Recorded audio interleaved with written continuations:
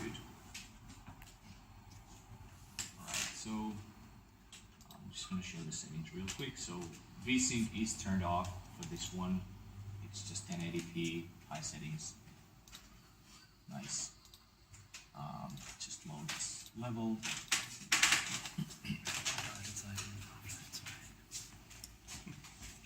So essentially two things you want to look for. One is the frame rate, so about 200 frames per second, very smooth. But on the other hand, it's unnecessarily high frame rate. So you're basically burning some excess power.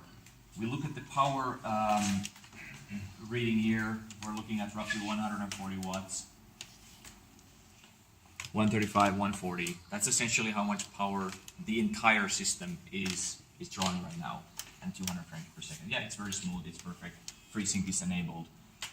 Good, so that's the baseline. Let's go back and launch this one. Again, it starts really, really fast. And we go to Half-Life. And then let's enable, let's enable the FRTC. So like I said, it's 144 monitor. So let's go for 144 in terms of the target. That's good.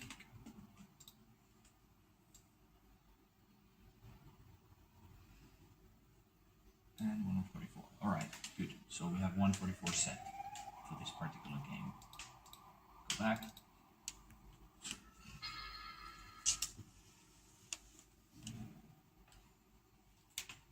Go up the level, same settings. Very smooth still, obviously. Targeting 144. It's not a locked, fixed value, so you'll see it a little bit below 144. We look at the power. It has dropped a little bit. It's like 118, 120. Not a huge drop, but then again, the FPS didn't drop that much. But even that is already a power saving. Obviously, with bigger GPU, you'd see a bigger drop because it draws more power.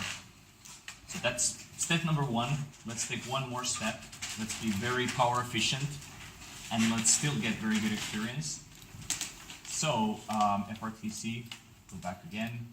Let's bring it down to, let's say, 65 FPS. So at 65, you would still be beyond what the typical monitor of 60 Hz is.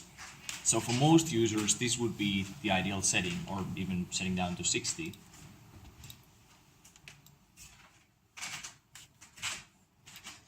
Right, so now we're applying 65 for FRTC, and that should give us some further power saving, while still giving great performance. You still have FreeSync enabled, obviously.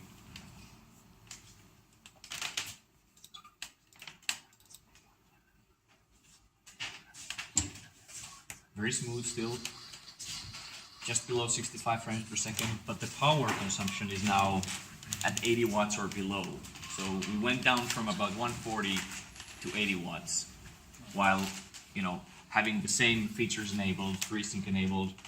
The frame rate is still beyond what most monitors would run at 60 Hz. And percentage-wise, we were saving quite a bit of power. So